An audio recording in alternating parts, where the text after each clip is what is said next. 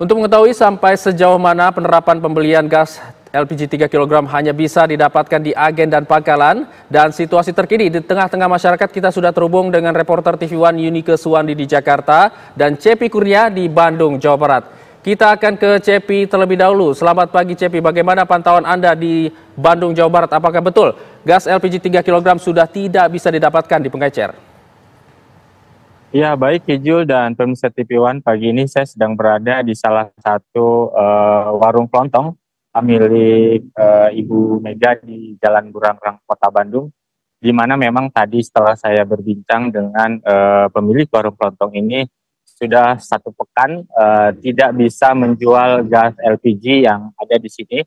Seperti yang ada di belakang saya ini ada sekitar 10 lebih tabung yang biasanya dijual sebelum ada kebijakan baru ini bisa dijual dan gas tersebut bisa didapat.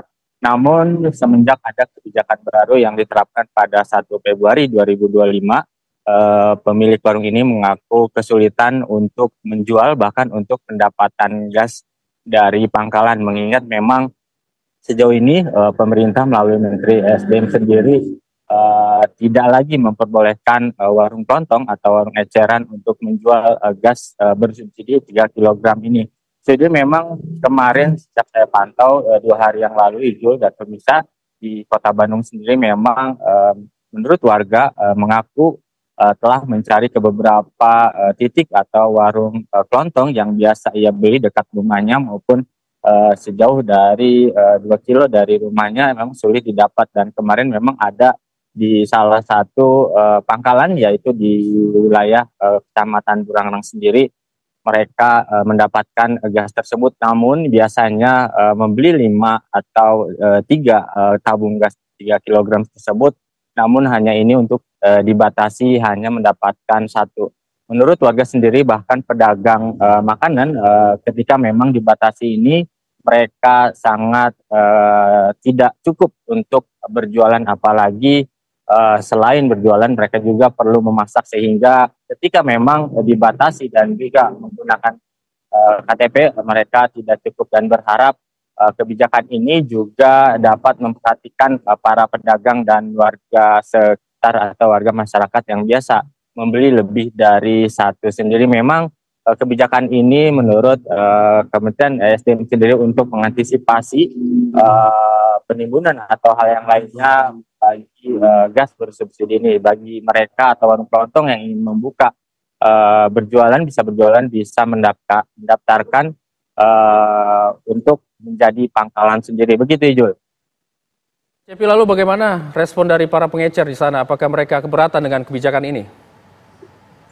Tentu mereka keberatan Ijul, biasanya mereka bisa menjual gas 3 kg ini kepada warga sekitar yang ada di warung mereka. Namun sejak sepekan ini tidak bisa menjual, bahkan tidak bisa mendapatkan gas tersebut, apalagi saat ini pembelian di pangkalan dibatasi hanya 1 tabung gas, sehingga mereka kesulitan dan tidak bisa berjualan, dan berharap ada kebijakan yang efisien untuk para pedagang warung kelontong agar bisa kembali berjualan gas LPG 3 kg ini. Begitu Jul. Baik, terima kasih Cepi. Pemirsa, selanjutnya kita akan lihat bagaimana pantauan di Jakarta. Ada Yunike Suwandi di sana. Yunike, apakah Anda masih melihat adanya warung kelontong yang menjual gas LPG 3 kg sejauh ini?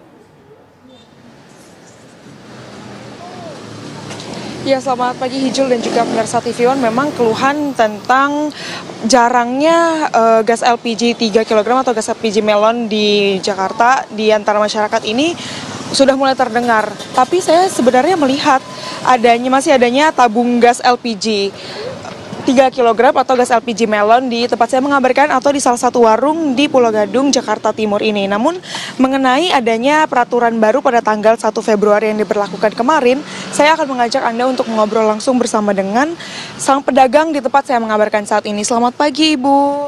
Selamat pagi. Sebelumnya dengan Ibu siapa?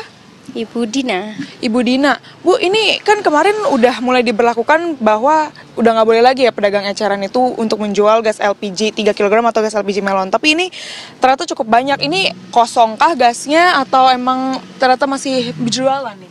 Kosong. Kosong semua. Terus yang dirasain per tanggal 1 Februari mulai adanya peraturan itu gimana Bu di warung Ibu sendiri? Ya, resah sih, kasihan juga sama pedagang, terutama yang dorong-dorong gitu kan. Udah si biasa di sini belinya setiap pagi gitu, kosong gitu kan. Jadi kata saya sih, inilah, jangan inilah. Iya, jangan ada peraturan begitu.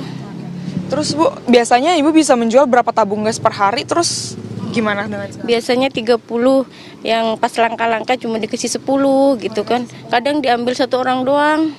Iya, jadi yang lain nggak kebagian Tapi gitu. kalau dari masyarakat sendiri nih ada yang protes ke Ibu nggak? Protes kok susah sih Bu gitu. Ya nggak tahu Pak gitu. Tapi harga normal sih saya tetap gitu.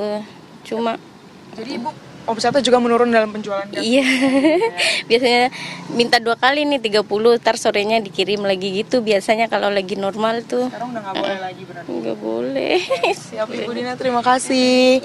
Oke pemirsa, itu dia tadi ini untuk menunjukkan kepada pemirsa TV One bahwa tabung yang ada di sini memang tersedia, namun ini memang kosong ternyata. Setelah saya berbincang tadi dengan sang penjual atau dengan Ibu Dina sendiri bahwa yang tadinya diperbolehkan untuk memperjualbelikan kira-kira 30 tabung gasnya, namun sekarang dibatasi bahkan hanya 10 per harinya, dan itu pun jika diberikan izin begitu ya. Dan juga ada keluhan-keluhan dari masyarakat setempat karena memang menurut kesaksian dari Ibu Dina sendiri, masyarakat sekitar yang menjadi pembeli di warung Ibu Dina ini merupakan pedagang yang membutuhkan gas ataupun ibu rumah tangga yang membutuhkan pembelian gas secara lebih cepat. Dan peraturan yang diberlakukan pada tanggal 1 Februari kemarin pemirsa sebetulnya itu ditujukan untuk menguntungkan masyarakat sebetulnya, karena menurut kesaksian dari PT Pertamina Patraniaga bersama dengan Kementerian SDM, itu peraturan yang ada 1 Februari kemarin adalah merupakan untuk mengurangi rantai penjualan dari gas LPG 3 kilo dan juga untuk menargetkan masyarakat-masyarakat yang ditujukan dari adanya gas melon ini. Sementara itu, Hijul yang dapat saya sampaikan kembali ke Anda di studio. Baik, terima kasih Yunike Suwandi mengabarkan langsung dari Jakarta, dan sebelumnya Cepi Kurnia mengabarkan langsung dari Bandung, Jawa Barat. Selamat bertugas kembali rekan-rekan.